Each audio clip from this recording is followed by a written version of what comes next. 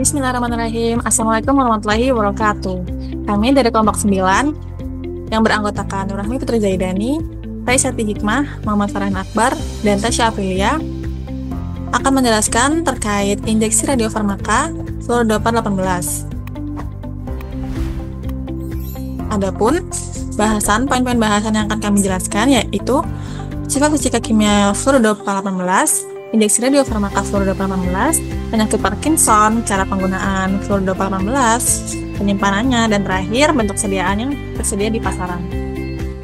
Sifat fisika kimia fluorodopa 18. Fluorodopa 18 merupakan radiofarmaka yang mengandung isotop fluor 18 yang memiliki sifat emisi gamma, yaitu sebuah analog asam amino fluorodopa yang diberi label dengan fluor 18. Isotop memancar positron dengan potensi sifat pelacak dari tumor.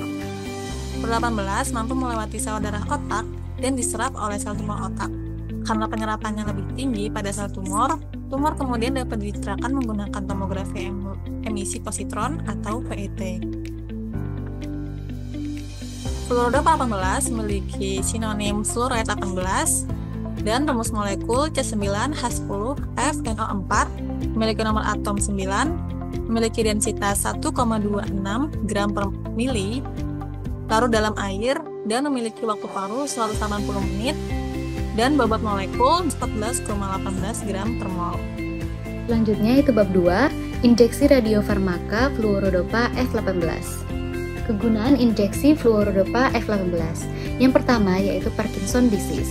Fluorodopa F18 digunakan sebagai agen diagnostik untuk tomografi emisi positron atau PET dalam evaluasi sindrom Parkinson, terutama untuk memvisualisasikan terminal syaraf dopaminergic di striatum. Yang kedua adalah adrenal gland pheochromocytoma. Dalam beberapa kasus, PET scan dengan FFDG 18 dapat digunakan untuk evaluasi metabolic activity pada tumor, termasuk pheochromocytoma, walaupun hal ini tidak lazim. Yang ketiga adalah glioblastoma multiforme atau GBM.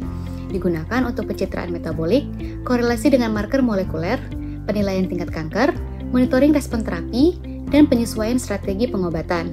Dan yang terakhir adalah glioma. 18F-FDG digunakan untuk mendeteksi aktivitas metabolik yang tinggi di sel-sel tumor. Glioma, termasuk glioblastoma, biasanya menunjukkan peningkatan akumulasi 18F-FDG karena metabolisme glukosa yang meningkat.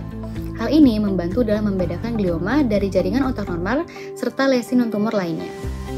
Selanjutnya adalah kelebihan dan kekurangan. Injeksi fluorodopa F18 memiliki kelebihan yaitu sensitivitasnya tinggi sehingga mampu mendeteksi kanker pada tahap awal, non-invasif sehingga prosedur pencitraan yang relatif aman bagi pasien, dan yang terakhir yaitu deteksi metabolik, memberikan informasi tentang aktivitas metabolik sel bukan hanya struktur fisik. Selanjutnya adalah kekurangan. Yang pertama yaitu akumulasi di jaringan normal. Fluorodopa F18 juga dapat terakumulasi di jaringan tubuh lain yang aktif secara metabolik, seperti otot dan jaringan inflamasi, yang dapat mengaburkan hasil pencitraan. Yang kedua yaitu waktu paruh pendek. Dengan waktu paruh sekitar 110 menit, penggunaan fluorodopa F18 memerlukan penjadwalan yang ketat untuk memastikan bahwa pencitraan dilakukan sebelum radiofarmaka tersebut habis masa aktifnya. Dan yang terakhir yaitu pengaruh hiperglikemia.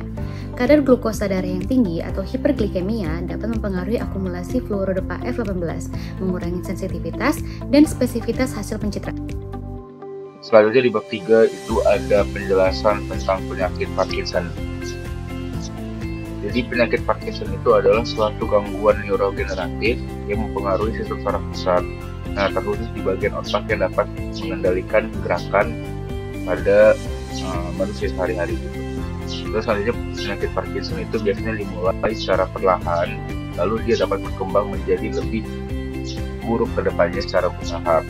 Nah, gejala utama Parkinson sendiri itu adalah dia dapat menyebabkan gangguan pada gerakan, termasuk seperti tremor. Tremor itu adalah bentuk seperti gemetar, terus lalu ada otot itu menjadi kaku dan kesulitan dalam memulai atau mengkoordinasikan gerakan. Nah, gejala-gejalanya itu tadi seperti tremor, kekakuan, ada pula gejala seperti bradykinesia, lalu gangguan keseimbangan, serta dapat berubah postur dari si penderita Parkinson itu sendiri. Selanjutnya itu ada untuk diagnosis penyakit Parkinson ini sendiri. Jadi yang pertama itu ada riwayat medis dan pemeriksaan fisik. Jadi untuk riwayat medis dan pemeriksaan fisik ini itu dilakukan untuk menilai gejala kayak tremor, terus kekakuan otot, lalu gangguan keseimbangan. Selanjutnya itu ada uji fungsiologis atau fisiologi dan neurologis. Jadi uji ini tuh dapat digunakan untuk menilai kemampuan motorik dan fungsi otak dari si penderita, termasuk tes uji jari, tes berjalan, dan tes lainnya. Lalu selanjutnya itu ada tes uji imbalan dopamin. Jadi uji ini tuh menggunakan citra otak. Jadi kita menggunakan F18 atau fluorodopa 18 yang bersifatnya radiofarmaka atau spek single photon emission computed tomography dengan ligand yang berkaitan dengan dopamin. Jadi dengan adanya penggunaan obat ini, radiofarmaka ini, kita dapat melihat pencitraan dari otak tersebut apakah masih berjalan dengan baik atau ada kegagalan fungsi secara neurologis maupun fisiologis. Lalu selanjutnya ada pengujian tambahan. Nah, pengujian tambahan ini itu biasanya dokter itu dapat melakukan tes darah atau pemindaian citra otak tambahan untuk memastikan apakah gejala itu sesuai dengan penyakit Parkinson ini atau tidak. Lalu ada pula respon terhadap terapi dopamin. Jadi apabila dokter itu belum yakin atau belum pasti dengan diagnosis tentang penyakit Parkinson ini, terapi dopamin ini dapat dicoba. Jadi apabila pasien itu dapat memberikan efek terapi yang signifikan setelah pengobatan ini, berarti terapi yang diberikan itu dia mendukung diagnosis dari Parkinson itu sendiri. Selanjutnya bab 4, cara penggunaan injeksi fluorodopa F18. Langkah-langkah yang pertama yaitu persiapan pasien. Pasien dapat diminta untuk melakukan persiapan khusus sebelum prosedur, seperti berpuasa atau menghindari konsumsi kafein. Yang kedua, injeksi. Fluorodopa F18 diinjeksikan ke dalam pembuluh darah pasien, biasanya melalui saluran intravena. Injeksi ini dilakukan oleh tenaga medis yang terlatih. Yang ketiga yaitu pencitraan. Mesin PET akan mendeteksi distribusi fluorodopa F18 di dalam tubuh dan menghasilkan gambaran yang dapat digunakan untuk mengevaluasi aktivitas dopamin di otak. Yang keempat yaitu evaluasi hasil. Hasil pencitraan akan dievaluasi oleh dokter untuk membantu dalam diagnosis atau penilaian kondisi neurologis tertentu, seperti penyakit Parkinson.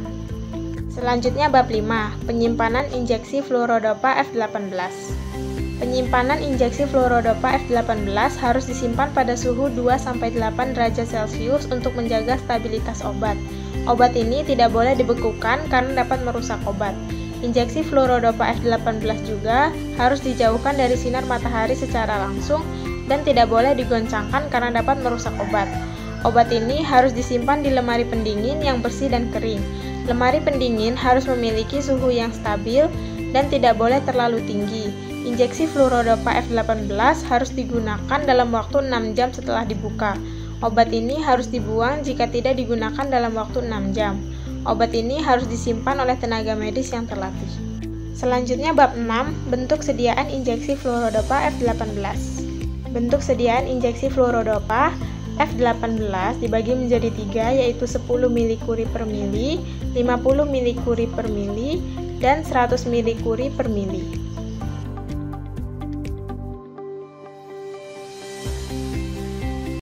I'm sure you've heard the news. The FDA has just approved a game-changing tool in heart imaging, introducing Flurpiridaz F18, the latest PET radiotracer from GE Healthcare for coronary artery disease. This radiotracer has a unique ability to attach to mitochondria, which are abundant in heart cells due to their high energy demands. This means sharper, more detailed images of the heart's myocardial tissue. Not only is this a breakthrough in cardiac imaging, but the proposed changes to the 2025 Medicare physician fee schedule could also increase revenue from PT scans. By separating the cost of diagnostic radiopharmaceuticals from bundled payments, hospitals might be more encouraged to adopt new PET programs, benefiting both clinicians and patients alike. Mobile Imaging of America is here to support your transition to this cutting-edge technology. Whether you need mobile PET CT units, staffing, or application support, we've got you covered. Reach out at 1-800-431-4065 or visit www.myoacorp.com for more info. Make the switch today and revolutionize your cardiac imaging.